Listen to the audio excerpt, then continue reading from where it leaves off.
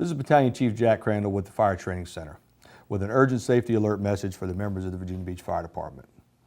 On July 2nd, 2012, Captain Harold Hill from Ladder 9 C Shift sent out an email with information that he obtained from his brother, Captain Scott Hill of the Chesapeake Fire Department. It was in regards to power trough box fires in commercial buildings. If you're like me, you wondered what exactly is a power trough box. The video link he provided showed a piece of electrical equipment that we see every day on commercial buildings in our city, but never give it a second thought. This email proved to be a very timely training lesson because just 8 short days later, on July the 10th, which was a 100-degree-plus day, the VBFD responded to 2 such fires. The first fire occurred at Lindy's Restaurant, which is on General Booth Boulevard. Captain Rob Valentine and the crew of Engine 14 were the first to arrive on scene. He describes what they encountered that day.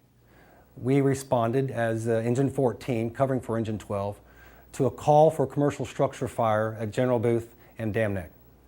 When we arrived on scene, we had some smoke coming from the side C of the structure, and it was right behind Lindy's Restaurant. Upon further investigation, I found exactly what was in Captain Hill's email: a power trough that was smoking heavily and obviously was burning. My initial assessment was that we needed to stay away from this based on the video that I saw. The next thing I thought we needed to do was make sure our apparatus was placed correctly and that we would evacuate all of these suites that were affected in that strip shop. The next thing that we did was we made initial entry into those units that we could. We checked for the overhead to make sure there was no fire in the overhead, and we also secured the power to the main panels of each suite. Thank you, Captain Valentine. The second fire, which occurred only a short time later on the same day at Flex Gym on Bonnie Road, Captain Danny Schreiner and Battalion Chief Harvey explained the challenges that they faced at this incident. Okay, we had a call the afternoon of July the 7th. It was about 3:30 or 4 o'clock in the afternoon, one of the hottest days of the year. It was about 100 degrees out. The call came in as a light electrical haze coming from an electrical box, possible commercial structure fire. Engine 7, we arrived first on scene. We went inside the building to investigate. The manager led us to the back room of the building, and we put our eyes on a circuit breaker panel, and there was just a light haze of smoke coming from one of the circuit breaker panels in the back room of the gym. So I felt comfortable taking off the cover of the circuit breaker panel, assuming that it was probably just a smoking circuit breaker inside the panel. We got the cover off, and I noticed nothing inside the panel was actually burning or smoking, but the hole that leads to the outside, to the meter side of the panel, you could see some wisps of smoke coming through. About a half a minute after that, Chief Harvey, Battalion 3, had arrived on scene.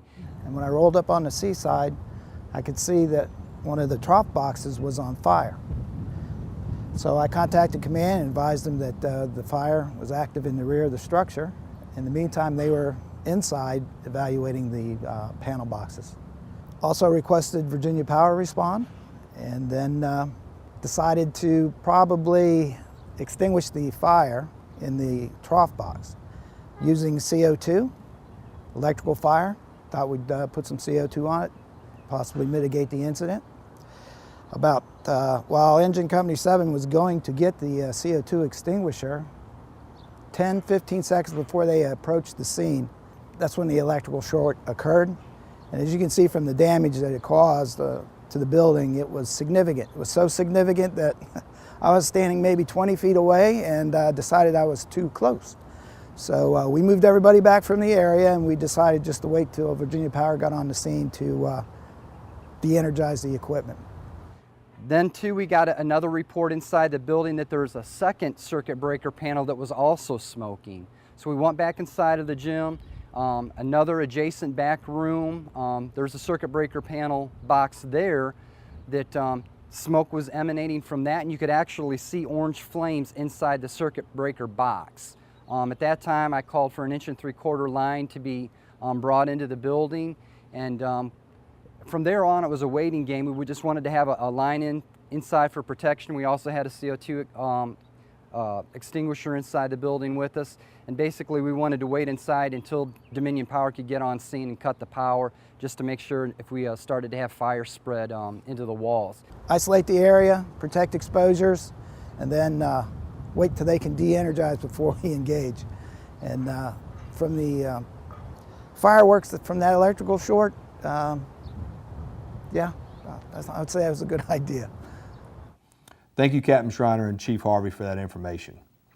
The Chesapeake Fire Department provided the following tips when faced with this type of incident. You should treat it as a hazmat incident, just as you would any other unknown. Make rescues as necessary and appropriate. Do not touch any electrical equipment, as you should treat it all as if it is energized. You should contact Virginia Dominion Power to respond to the scene. You should consider the risk of not taking any action. You should have a backup plan, and you should reevaluate fire conditions often. In closing, if you are faced with an incident involving any type of electrical equipment, it is best to consider it live until a Dominion Virginia Power representative tells you otherwise. The next time you're out in your area, take a ride around the back of some of your commercial buildings.